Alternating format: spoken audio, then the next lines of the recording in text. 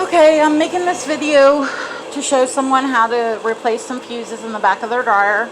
So first thing we're going to start off is what tools you need. You don't have to have a drill with a ratchet, you don't have to have a drill with the quarter, but you do have to have a quarter. So if you need to go buy a little set from Walmart for like $10, you can get something like this. Mine's covered in paint.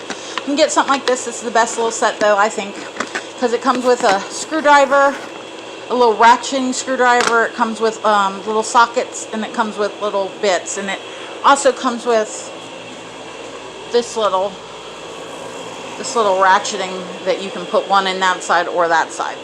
But to make things quick, I use this, and I put my 1/4 inch. You need a 1/4 inch socket to get the bolts out of the back.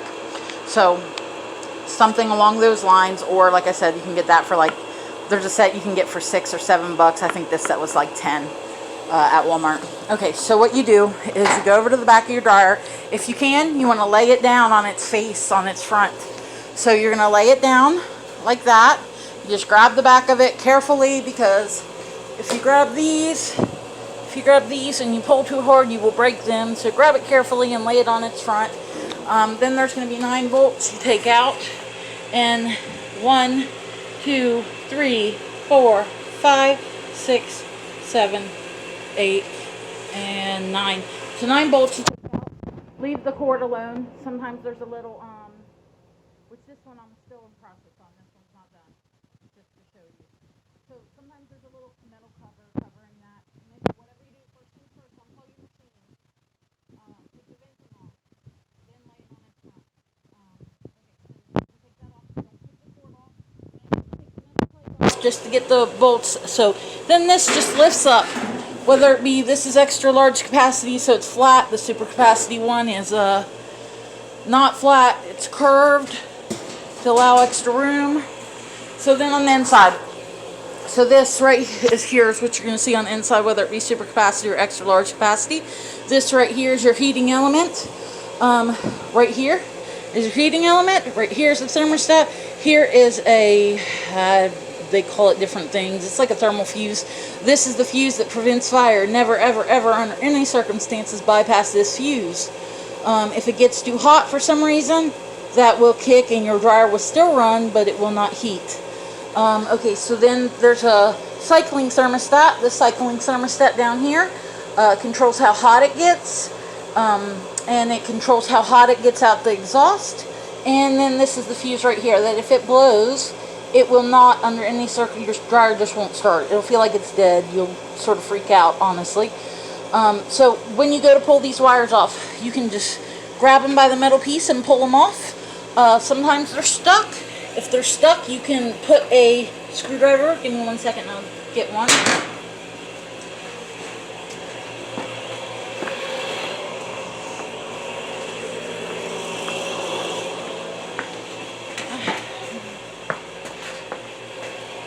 Okay, so if they're stuck, you can put like a screwdriver right here by the bottom of it, and you can like just twist it and then pop up. Let's see, on this side. Or you can just put it under that and yank. It's hard to do when I'm the only one holding the camera. Okay, so, or just take it and wiggle it and pull it off. Just whatever you do when you go back on, make sure that it has a nice solid connection, that it sort of snaps on. Because if it's loose, you'll need to pinch it with your vice grips or pliers or something, then put it on. It should give a snap. It shouldn't just slide on and slide off. It should be a snap, a good, nice little good connection. But there's a quarter right there. You take the quarter out, you slide this up just a little bit, it'll come out. If you have to change that, you can. If I send you a pack, or if you buy a pack of thermostats, it comes with all 4. You can change all if you want. This one has a quarter holding it in, and you pull the things off. You pull the cords off the same way. This one too has a quarter holding that in. This one, I actually take the heating element off to do that. I'll have to show you that in a later video. So anyways, first things first, if you're just replacing this one, all the thermostats and everything I do are brand new. You shouldn't really have to replace the thermostats if you don't want. Just keep it for later and just change this one out.